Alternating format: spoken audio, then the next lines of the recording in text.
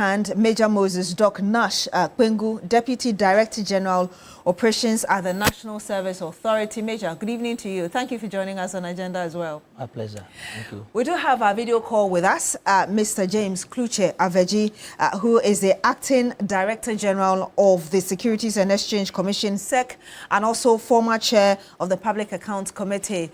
Honorable, it's great to have you. Good evening to you. Thank you for joining us. Good evening, Beatrice. Good evening to the panel members. We also have with us as well Madam Mary Ada. She's the Executive Director, Transparency International. Ma'am, if you can hear us, good evening to you. Thank you as well for joining us on Agenda once again. Good evening, Beatrice, and good evening to your viewers and the panelists in studio. Let me remind you that we're streaming live as well on 3FM 92.7. Do send us your comments and we'll read them back to you. Let me start with you, Mr. Aveji, because you worked as the principal accountant at the Controller and Accountant General's office, I believe, until you entered politics, and you have served both as the chair of the Finance Committee of Parliament and one of the longest serving chair as well of the Public Accounts Committee. If you can help us understand really what it means when we talk about regular audit, how it looks like in terms of the process and structures at any public institution. Thank you very much, and good evening once again to our viewers and listeners, as well as the members of the panel. Beatrice, thank you very much. First of all, as a country, we are governed by rule of law, and we have enacted laws for ourselves to control and guide our conduct. And one of those laws is the Public Financial Management Act. There were a number of Public Financial Management Acts in the past, but the current one that we are using was passed in 2016. In fact, I was the chair of the Finance Committee when we passed the Public Financial Management Act of 921 of 2016. And then we also have other laws that govern us, like the procurement law, and we also have the internal audit law, internal audit agency law. Then we have the Ghana Audit Service law. All these laws are made to ensure that people who have been entrusted with public funds manage their funds in the interest of the public, so that people do not embezzle the state funds and go scot-free, that when such things happen, people are punished. So when we talk about this public financial management itself, it involves a number of things. But you mentioned about internal audits. Now, internal audit is actually, to me, the way I understand and which I am practicing now at Security and Exchange Commission, is that the internal audit is like the eye of management. Why do I say so? As the head of corporate entity, or as a manager or CEO sitting in your office, when requests come from your various departments to you for approval, you need somebody to do the background check and see if right things are being done. If the financial laws are being complied with, if all the regulation, procurement, whatever system is put in place are being complied with, that person is the internal auditor. But what I have realized, or what I've noticed as the chair of the Public Accounts Committee in the past, is that most heads of entities, most CEOs, do not want to use the services of the internal auditors. So that is one of the reasons why we're having these challenges of infractions here and there. Because if the internal audit unit is working effectively, if heads of entities are using the service of the internal auditors, they will be able to ensure that things are done in compliance with the law. So if you don't use the internal auditor, you do the wrong thing. And when the external auditors, which is the audit service, which is governed by Article 187 of the Constitution, which establishes the office of the Auditor General, and asks the Auditor General to audit all public accounts of Ghana and report to Parliament. If you don't use the service of the internal auditor, you end up doing the wrong thing, and the external auditors will come and unearth those wrong things and report them in the report that they submit to Parliament. So the use of the internal audit units by the heads of entities is very critical. Where I am now as the Director General of Security and Exchange Commission, there is nothing that comes to my table which involves spending state money, which I will not refer to the internal auditor to check for me if the right thing is being done, if it is in compliance with the law, whether it's a procurement or not. So I encourage all heads of entities, ministers, chief directors, to use the service of the internal auditors in a way will reduce the compliance infractions that we see all the time, every year. So, Ms. Aveji, I want to get you clearly. You're saying that, I mean, if you look at the Internal Audit Agency Act 2003, Act 658, it spells out clearly that we must have an internal audit unit. Are you claiming by your submission that a lot of public institutions have conveniently decided not to use the unit? And that has been allowed to go on because we have chief directors, which are supposed to be, as it were, the heads of these ministries and institutions. Why have we allowed that to happen, if I got you correctly? That they are bypassing the internal audit unit? That is what I'm saying. That's what I'm saying. That they will have the internal audit unit all right, but they will not use the service of the internal auditor all the time. I'm not saying they don't use it completely. They use, but not all the time. And in certain cases, when the internal auditor even advise against certain payments, they ignore the services of the internal auditor, the advice of the internal auditor, and they'll go ahead and do it. One other thing that we have noticed is that the internal audit agency, the internal auditors in the various entities are employees of those entities. So when you go to district assemblies, the internal auditors there do not, when they advise the chief executives or the coordinating directors, because they are employed by these people, there's a fear of job security. Now, if you report and they said, I don't want you again, I'm releasing you of your duty, go home. Because of that, some internal auditors are also of the view, sometimes they see the right thing, that this is wrong. But if you report and at the end, let me use the term, you are sacked, how do you get a delivery? So there's a bit of challenge there. So again, the internal audit agency law need to be amended to make the internal audit unit just like the external audits who employ the audit service, who employ people and then ask them to go and do the audit. And if this were employed by the internal audit agency and pay them, and they go and report, that fear of job security will not be there, and they can report on all things that they see. And if they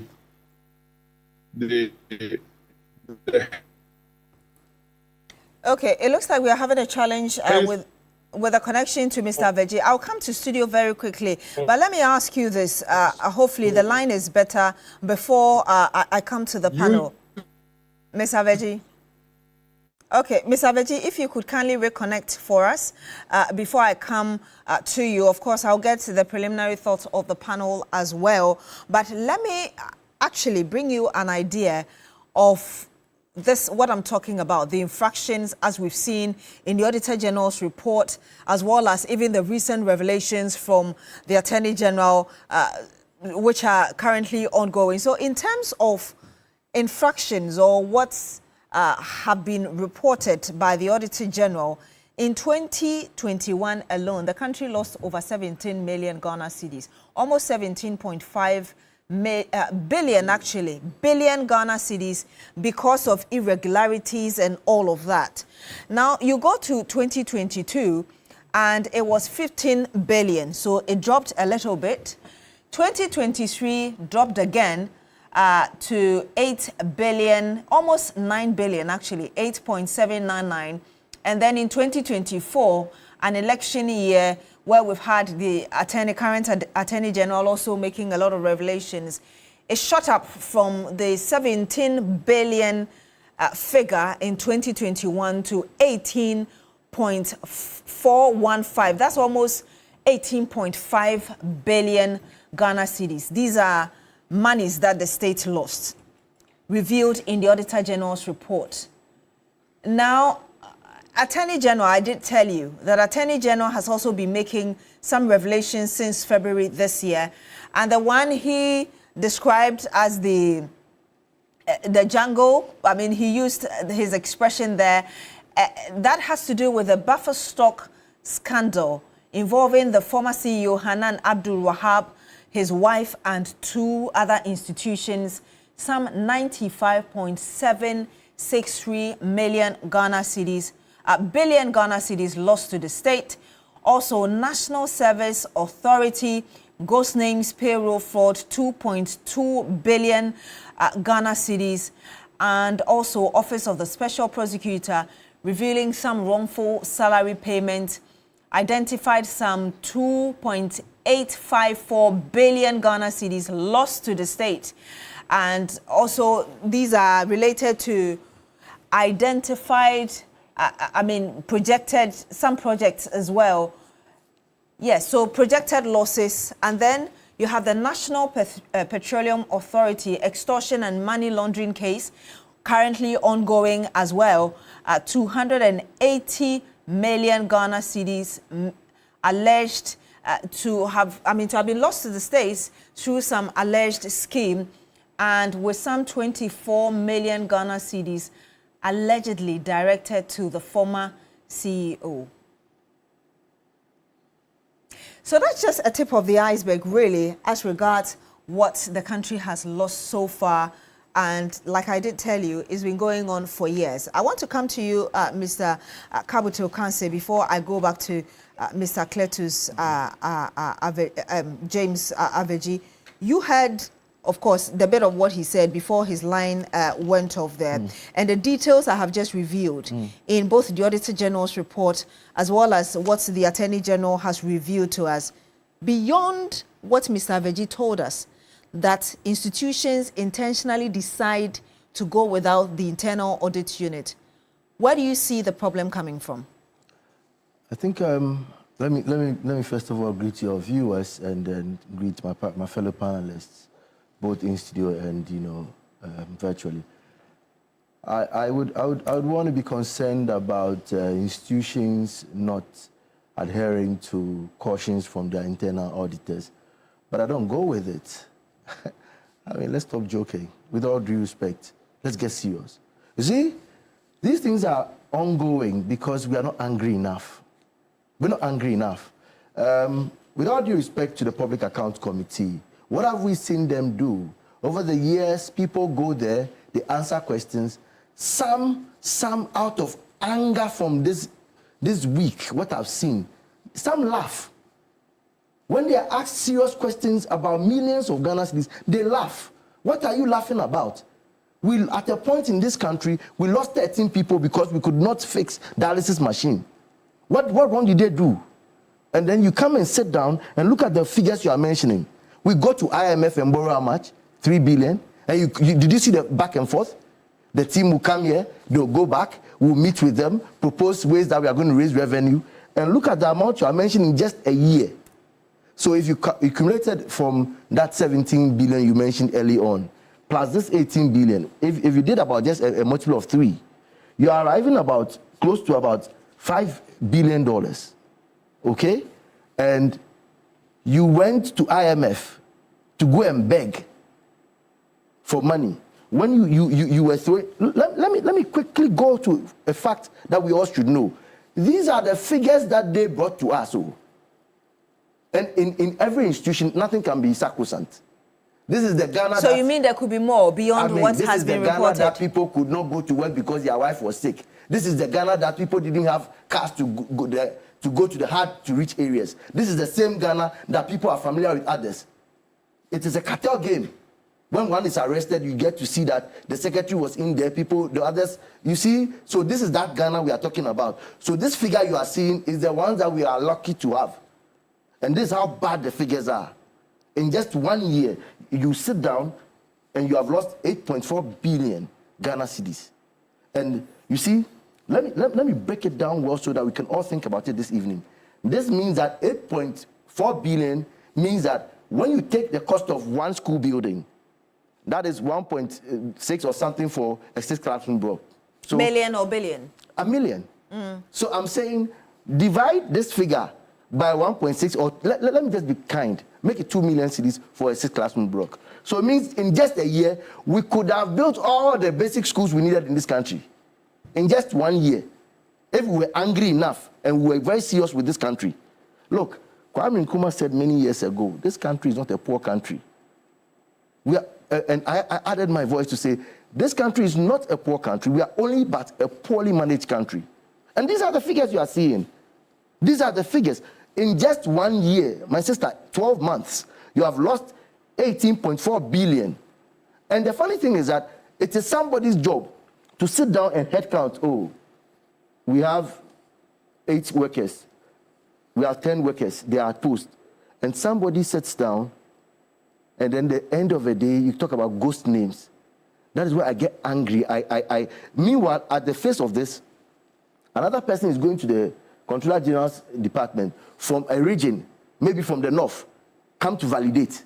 The one who is alive has to come and validate. The one who is dead is still being paid. And at the Public Accounts Committee, somebody died and was still being paid. And I'm asking, in fact, one of the panel members asked whether the staff attended the funeral of the person. And after that, my next question is that, did they pay any emolument to the family? So how is that document still there? You have paid emolument to the family, and then again, you still keep paying the person for months. So you certainly do not buy the submission from Mr. Veji that you know what? They have decided not to use internal audit service. Who then should be doing the calculations and balancing the books? Some of the technologies we are using. What did you say? Irregularities? When the boy steals a phone at circle, he's a thief. When these people steal, we call them what? Financial irregularities, misapplication, misappropriation. These are thieves. They stole from the state. Figures show. Somebody sat down, deliberately robbed the state. And then we start, because we are in suits and we attended Legon and UCC, then we start polishing. It's misappropriation, misapplication. What? It is thievery. So when we get angry and start pointing to who, look, you see, it doesn't even end with them. Now, today, let me share it to all of us. Those of us who are even also watching on. You see, if, God forbid, I slapped you, and he stood here and watched me slap you, he's also supporting the act by watching on for me to take that act. The auditors, the internal auditors, they must be surcharged. In this whole discussion, if 3 or 4 of them were surcharged, we should have gotten somewhere. So that's honestly, what you mean by we are not angry enough? We are not angry enough. The system you hear at the Public Accounts Committee, go and ask them, in the last 5 years, how many of the amounts that were stolen from us have been recouped? Let me come to you, Major. You are the NSS, and I just mentioned the figures there related to the National Service Authority. Giftio Owari-Mensah, for instance, Deputy Executive Director, has already been charged, alleged to have stolen some 38 million Ghana cedis, and her director as well. If you can tell us, really, beyond what the Attorney General told us in the press conferences, what kind of structures were in place that enabled these alleged creation of ghost names, and the eventual monies that were siphoned? Thank you very much for the opportunity. The system that was in place, I wouldn't be able, but it means that system failed us. Because if the system did not fail us, how did we get ghost names into the system that people were able to siphon millions of cedis, which is of the taxpayers' money? So it means that basically or fundamentally, the system failed us. In this situation, like you mentioned earlier, the Attorney General is handling this matter, and for that matter, we have also put in place certain structures to make sure that this kind of thing do not happen again. Okay, you just said that you were not there when it happened, but looking at the data that has been given you, could it have been avoided? Possibly, it could also be intentional.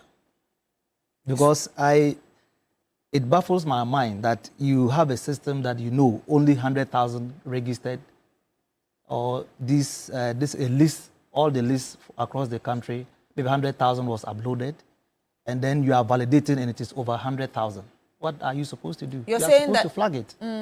It could have been intentional. So you're It saying could that have been people intentional. intentionally stole Of money. That's what course. you are directly saying. Yes, that's what I'm saying. Because, like I said, if you have 100,000 lists that has been uploaded into the system, now you have validated over 100,000 and you are paying. What are you paying for? The difference between maybe 120 and 100,000. Why are you paying the difference of the 20,000? It means that you know something about it. Otherwise, you won't be paying for it. Now, you're saying that the National Service Authority is currently putting in structures. Yes. If you can tell us what you're doing, because sometimes what we hear people say is, oh, this administration did that, that administration did that. And then there is this painting black, as it were, of previous administrations, and we don't seem to get the results that we need, which is why we're where we are. If you can tell us what you're doing, which you believe will prevent another creation of ghost names, so that in the next few years, we don't come back talking about the same problem. Very well, thank you. You realize that after the audit, the president instructed, it was deliberate and intentional, that that system should be shut and a new system generated. It means that that system that was previously used did not do any good to us. This current system, there are a lot of checks that we have put in place to ensure that ghost names are not uploaded. In fact, we released the first batch of the postings last week. You can monitor social media and even visit some of the centers. It is very difficult for you to pass or to upload ghost names into this system because, first of all, you must use your Ghana card, which has to be validated. You have to, if you have a data mismatch, and that was, I think that was an avenue that people were using to upload ghost names. That you have people who were 100 years, 5 years doing national service. And you can bear with me that with this current system, the Ghana card, once you upload it and then there's a data mismatch between your Ghana card and that of your date of birth on your certificate, it will be flagged. You will not have the opportunity to proceed to the next step. This is one of the fundamental things that we have put in place. You can ask any of the personnel. It will be difficult for you to progress beyond the first step if you have data mismatch. How sure are you that this system will be followed through? Because again, we heard Mr. Aveji say that people will intentionally pass the internal audit. So there could still be ways of people skipping the process just to be able to create what they want. In this system, it is not only one person who validates it. Currently, there are a lot of checks. If you are able to elude me, maybe the DG, the Director General, you will not be able to elude her. So once I verify on the system that it is 100 people who have registered, she will also cross-check to validate it. If I process something that is beyond 100,000 or maybe 110,000 to her, and she also goes through and trying to validate, and it is about 140,000, it will definitely be flagged. You cannot cross. You cannot cross. Let me get the preliminary thought as well of Madam Mary Adu, Executive Director, Transparency International. Ma'am, I know a lot has been said. What is going through your mind regarding what's been said and why we're where we are? Hello? Madam Mary Adu, can you hear us? Okay, looks like I'm trying to get my Zoom camera on, but we can hear you, yes. Please proceed with your thoughts. Great. So good evening to all of you and to the panelists as well. And I believe that they have said it all. They've said it all. Our problem is the fact that our external audits have become firefighting mechanisms instead of putting in place very good mechanisms to ensure that whatever happens after the audit is done is validated. Again, we see a situation where the external audit is just a little percentage of what is supposed to be audited. Hello, Madam So not more Meriada. than 10%. I'm sorry, Madam Meriada. We are getting feedback. I don't know whether your set is on. If you'd kindly lower that, so when we come back, we can hear you clearly without the echo that we're hearing currently. But you're still here on Agenda on TV3. My name is Beatrice Adu. When we come back, of course, we'll look into really the role of, for instance, the Public Accounts Committee and why people feel that that is really not serving the purpose it's supposed to serve, and what is the way forward, even regarding the recent meeting the president had with some, the Attorney General, Auditor General, as well as the Chief of Staff. Just stay with us.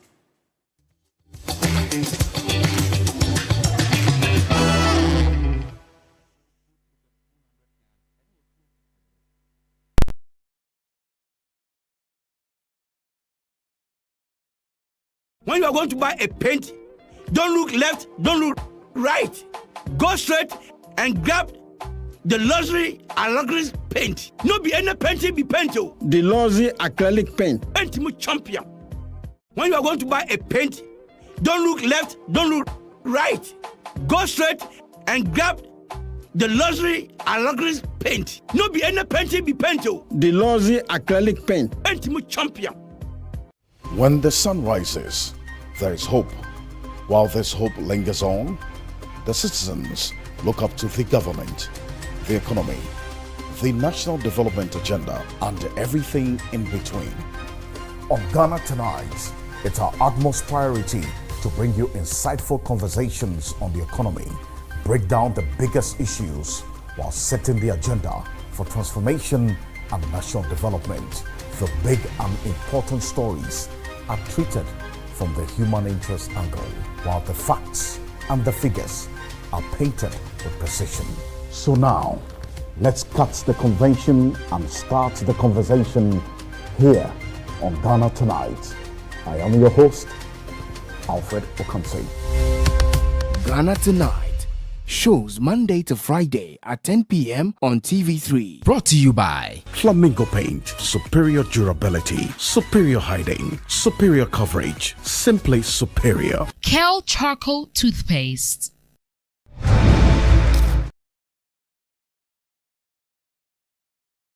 When you are going to buy a paint, don't look left, don't look right.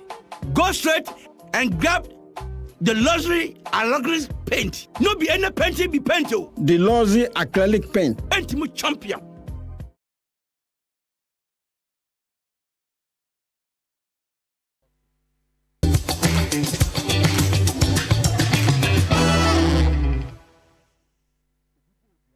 And you're still here on Agenda on TV3. We're talking audits and whether or not individuals and institutions set up to ensure that we protect the public purse are actually the ones helping to drain the country of its resources. Let's go back to Madam Meriada to finish with a thought before we continue with the conversation. Ma'am, the line broke there. If you can finish with your thoughts, and then we'll continue with the rest of the panel. Yes, Beatrice, I just wanted to add on to what has already been stated, that our audit system is such that it's not perfect. It depends on the type of audit being conducted. If it is the normal ones that are done every year, you realize that it's on a certain scale and a very small proportion that is being captured. And so the actual situation could be disastrous. As Jeffrey mentioned earlier, there have been instances where you hear some issues with even the audit and how it is done, which could be very disturbing. Again, we have seen auditors being cited for behaviors that are unprofessional because they go to the field and a lot of things happen. We are also in this country where we see a lot of different instances where some of these things go unpardoned, every day unpunished, sorry. And one of the greatest this service to the fight against corruption is Hello, Madam Ada. We'll have to get back to her, but I'm coming to you, Mr. Klucha-Veggie. You made a point earlier that sanction or punishment thereof is not much. And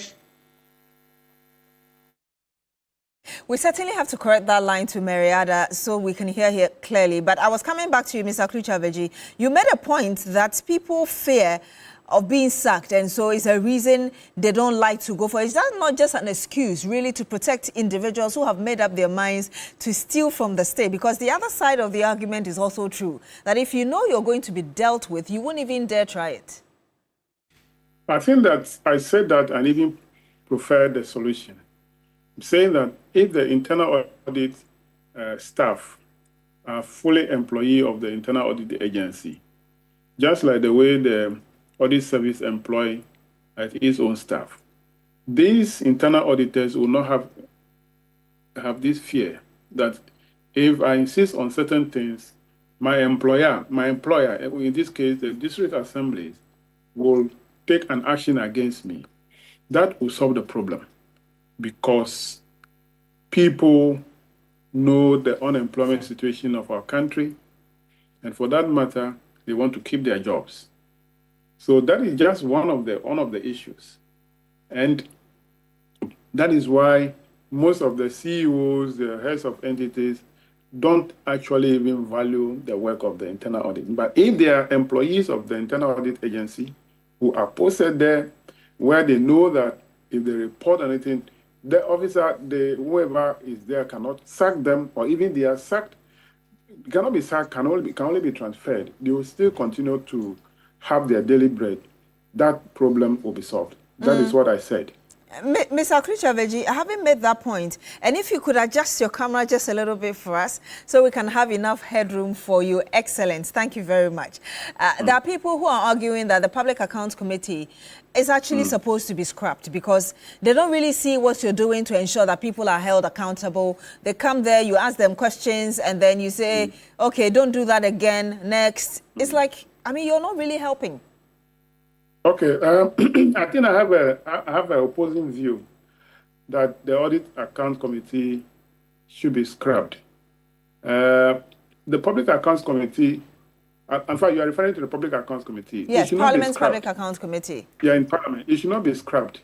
The reason is that in the first instance, we don't have been here discussing this, if not for the work of the Public Accounts Committee. All this will not be made public. There have been things that are going under the waters. Nobody will hear of them, and you wouldn't know what is happening. But the Auditor General publishes them. No, for the work of the Public Accounts Committee, we now know as a country that this is what is going on. And we're having a conversation, and we're trying to find solution to it. Now, the Public Accounts Committee of Parliament has the mandate to review the report of the Auditor General and report back to the plenary and make a recommendation. This recommendation made by the committee will be debated by the entire House, and the decision is taken. If the report is adopted, it must be implemented. And this is what the problem is, because the report will have to go back to the executive, who has been audited by the Auditor General, of which report the Public Accounts Committee has worked on, for which Parliament has adopted a report. This must go back to them for implementation.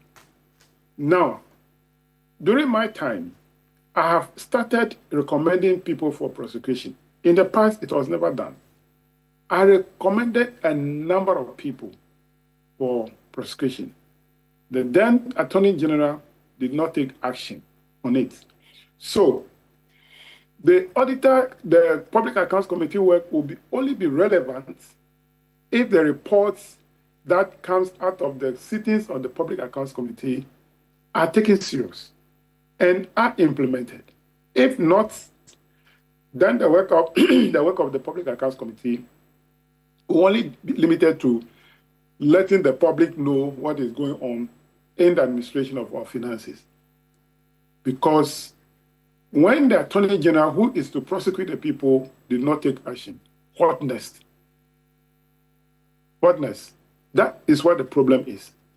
We have to look at that because what could you have done about it to ensure that the AG took your recommendations seriously when you were then the chair of the Public Account Committee? It doesn't lie within the chair of the committee or even the committee to force the AG to do anything about it. That the work of the committee says that prepare your report and submit it to Parliament. The work of the committee ends there. Once the report is adopted, it ends there. I have done the work, reviewed the reports, I issued my recommendation, I submitted my report to the plenary, debated, adopted. The work of the committee ends there. It is a duty of the agencies that are to take action on the recommendation to do that. That is what not being done. Now, what I would recommend is that unless we have a non-partisan body, and that it should be a committee or whatever, that will do a follow-up to ensure that the recommendations of the committee, which is adopted by the House, are implemented. If it should be implemented by the Attorney General, it should be implemented. If the Attorney General is not implementing it, that committee or that body should be clothed with some powers against the Attorney General or whichever body is to implement the report. If we don't do that, it will not happen. Why am I saying this? Why am I saying this? If the government of the day, like in the previous government, refused to take action because maybe thinking that if we take action, I am punishing my own people or I'm exposing the rot in my government, so I'll not take any action and prosecute anybody. Meanwhile, you are the only person who has the prosecutorial powers. You don't do that. Nothing happens. Nothing happens until we wait until another government comes and start to prosecute the people. We'll not see any improvement. So I would recommend that a separate entity, non-partisan entity, is given such powers to prosecute the people or to ensure that the recommendations of the committee adopted by the House is implemented, and if any agency refuses to implement it, that body must have the powers to punish that agency. And I'll come back to you very briefly, but Ms. Okanse, I realized that you wanted to respond to him. Respectfully, I disagree with my senior colleague. We don't need any other committee again. Please, our anti-corruption fighting agency force is overloaded. We are overchoked. We have Office of Special Prosecutor. I'm yet to see somebody arrested and our money is recouped from there. We have Attorney General, we have Public Accounts Committee. Who else to come on board? Please, respectfully, Ghana, please. Fact is, we are just not ready to fight corruption. Can't we see it? Go to other countries. Go to the Philippines. People can see, look, in 2018 alone, gold that left Ghana to UAE. In the books of UAE, it was $7 billion. In the books of Ghana, gold that left Ghana to UAE was $2 billion. So people were comfortable to steal their way through here, but when they got there, they know that if they don't declare, they'll lose their heads. So they declared there. That is what I'm telling you this evening. Respectfully, Honorable Aveji, please, this evening, let's look at God and stop this running around. Please, Beatrice, can I come in? Factually. If he can make his point, I'll give you the opportunity to come in briefly. By the systems, Public Account Committee, I mean, like my sister rightly said, Auditor General's books already revealed how much has been stolen. We know who stole it. You do your work. I was one of the people who, at a point, thought, look, we didn't even need the Public Account Committee again because Attorney General was there and the OSP was there, so they should go ahead and prosecute people. But like you have rightly said, you also think that it should still be there. That's okay. But to create another body, respectfully, please, we are tired. If you can come in briefly, Mr. Aveji, before I come back to Major. Very briefly, please. Yes.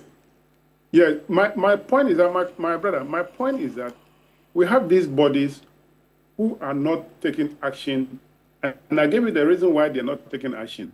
That the government of the day, for which report had been worked on, and these recommendations come, the government of the day thinks that by prosecuting the people, is exposing the rots in their government.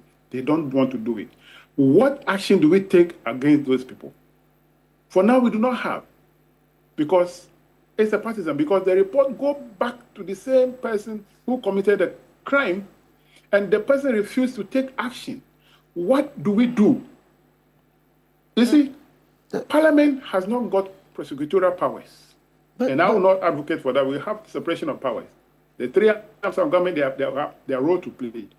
Parliament has played its role by working on the report of the Auditor General and giving a recommendation. But again, you would say that people will say Parliament has failed because you have committees that are supposed to be probing contracts, supposed to be ensuring that the right things are done. You're overseeing the executive because there's... Ms. Abeji? No, Beatrice, that is not true. That is not true. So Parliament approves budgets. Parliament approves loans. This goes to the executive. The executive implements it. By the time the report comes back in the form of the Auditor General report, the crime has been committed. So where then is your checks and balances? Where do you place, at which point do you have your checks and balances, sir? Our checks and balances is at the point where we are approving the budgets, that we are giving you X amount of money. Our second check or point is that when the report comes to us, we'll look at it and make a recommendation. Ms. Abeji, now you've got muted. If you could kindly unmute yourself, and I'll come back to you. Major, you wanted to make some points before I go back to Mr. Abeji. Whilst he tries to correct the sound that we can't hear you. Okay, thank you very much, Beatrice. So like I said earlier, we all agree that there's no 100% system or complete system, but we have put in measures. You cannot have a system that has failed you and you want to continue using the same system. It means we are doing the same thing and we expect different results, which is wrong. Mr. Okase, you had some questions because you seem to question... I can understand when he says that you cannot continue doing the same things and expect different results. But with the system failure, I didn't see, I don't want to stay at the system failure again. Senior, with all due respect, we have gone past the system failure matter. Because the truth is that we are at a stage where when the system fails us, who caused the system to fail must be detected and punished. Because you see, when you fix the machine that everybody should thumbprint before they go into the office, there is somebody who knows what to do. And then everybody else who didn't come to work that day, they will find their way of getting their thumb printed early on, fixed into the system. So people work around systems. And that is what we saw. That's how come you saw ghost names. Yes. Because the truth is that the system, at the time they fixed it, I'm sure if she goes back to old videos, when that system was fixed, we had this language of the best system that had been fixed. In fact, once upon a time, we saw a very good system at an airport. That didn't work. So all the systems, we've seen all the systems. Where we are right now, we are at the state of punishing people, recouping the monies, and ensuring that people are sacked. You see, like Honorable Aveji said, people are caught. When they are caught, then they are transferred. Do you know what you are doing? You are motivating offenders. You're motivating offenders. I'll come back for you to respond to this. You are not allowing me to make my point. Yes, please. Like when we come back, I'll let you conclude on your thoughts. Okay. Do stay with us.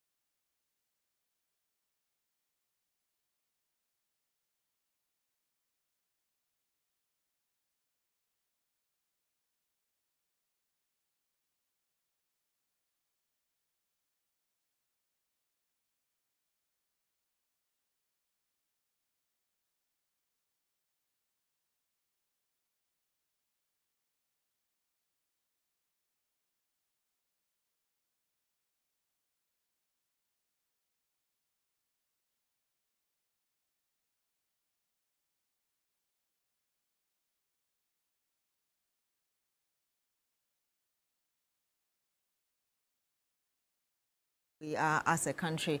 Major, I wanted you to conclude on your thoughts and we'll get the final words of each panel member. Okay, thank you very much, Beatrice. You see, like my colleague said, if the system that he talked about, if we hadn't done due diligence, would we have detected that there are ghost names in the system? No. So it means that some work was done. And now, that's what I'm saying, that you don't keep doing the same things and you expect different results.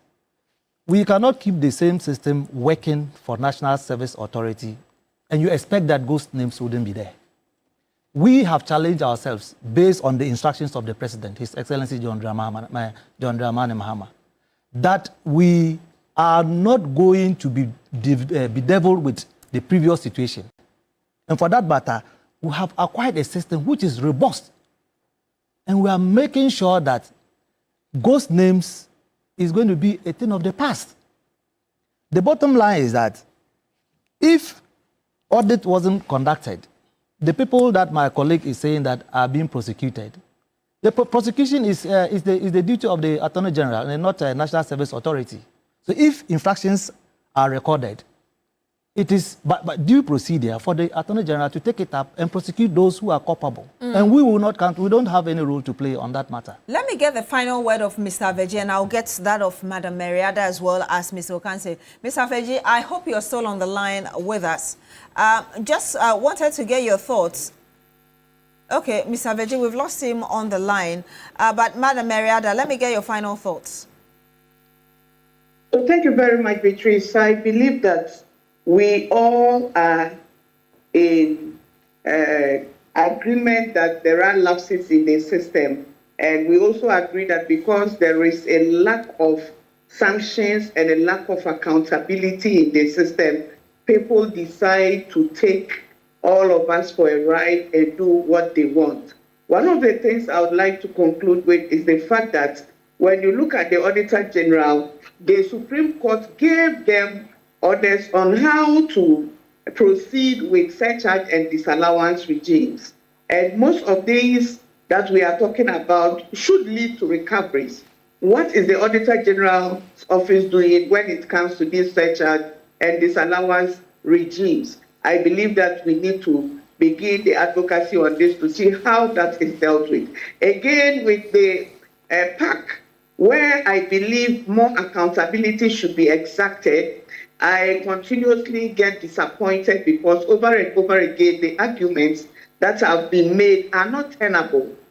Whether it is post-regime accountability or within regime accountability, for me, I think it's not a discussion whatsoever. What about what we are hearing now?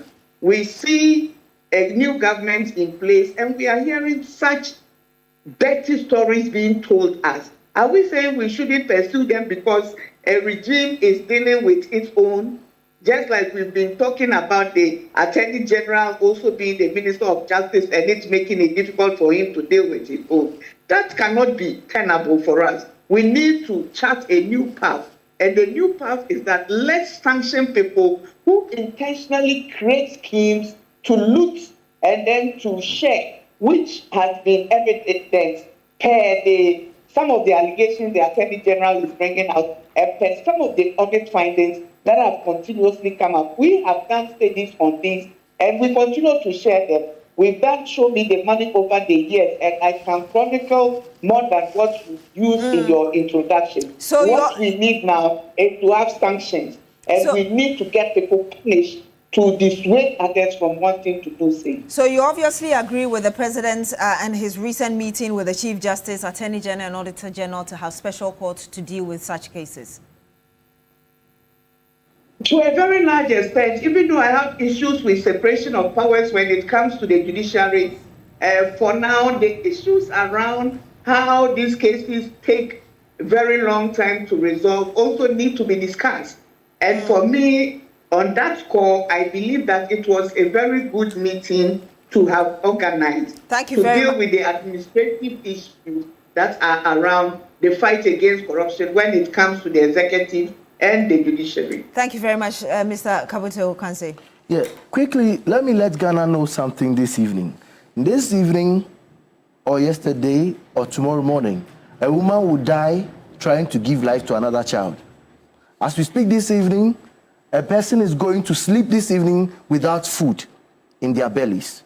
As we speak this evening, somebody will die because medical facilities are not there. You remember the case of the doctor who actually was said to be at the accident unit of Kolebu, saving lives every day.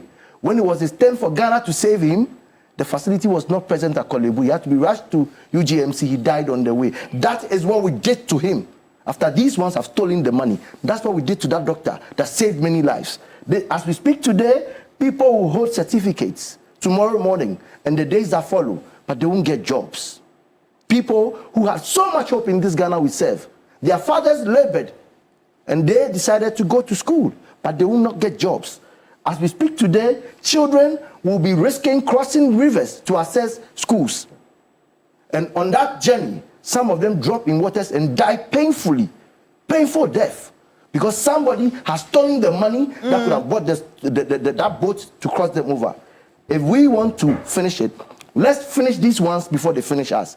All these people will be finished if we don't finish these people who are stealing us. So what do we have to do? Finally, the moment if you could wrap up in 30 seconds, just these steps.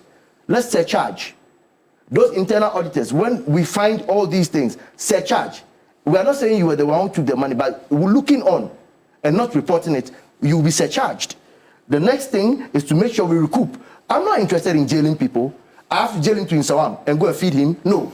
The day you are arrested, the chalote you are wearing, your phone, your house, recoup all those things. That's what we did. We don't need the jailing. What will I get from it? Finally, sack them. The sacking should be the issue. Don't move the person from Accra to Tongo. Why? The Tongo, the angels there. Let me get your final thought.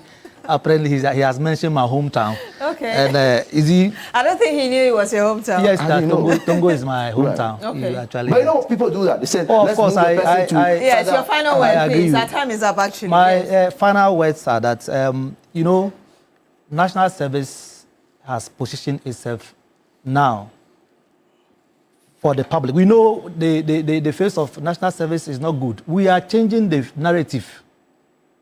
And if you, from now going up to the end of the year or the end of this national service personnel deployment, you appreciate what we are doing. At the moment, you may not do that, but myself and the DG and my other colleagues, the team, what we are doing, at the end of this national service, you will see what is going on. Look, we have over 14, we have farms across the 14 regions of this country. We have, since we took over management of national service. If you could wrap up in 30 seconds, sir. We have been able to scale bird production at Papao Farms, which is just at Hato. So you're assuring that everything has been done. And then let me come back to the deployment. The deployment, I want to assure young Ghanaians who are going to national service that, look, the process is seamless at the moment. They can attest to the fact that it's seamless. Thank you. Eventually. Thank you very much. I'm sorry, our time is... a hall of shame.